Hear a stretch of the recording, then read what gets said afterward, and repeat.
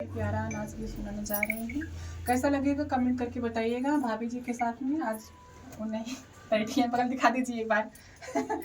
उनका पैर दर्द है। उनका जगह नहीं है और थकाई लगी वो। हाँ, क्योंकि ना जय बैराजा अंगूर वाली बगिया, ना जय बैराजा वही बगिया में ससुर जी के पहरा, वही बगिया में ससुर जी का पहरा। बार बार घुंघटा ना कढ़बै राजा, हम बार बार घुंघटा ना कढ़बै राजा।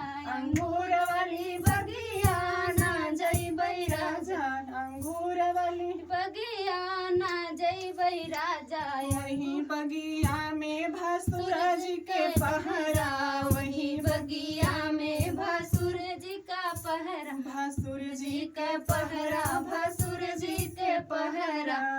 हम बार बार रहिया ना रहिया ना बेरौबै राजा, हम बार बार रहिया ना बेरौबै राजा। अंगूर वाली बगिया ना जइबै राजा, वही बगिया में देवर जी का पहरा, वही बगिया में देवर जी का पहरा, देवर जी का पहरा, देवर जी का पहरा, देवर जी का पहरा, देवर जी का पहरा। हम बार बार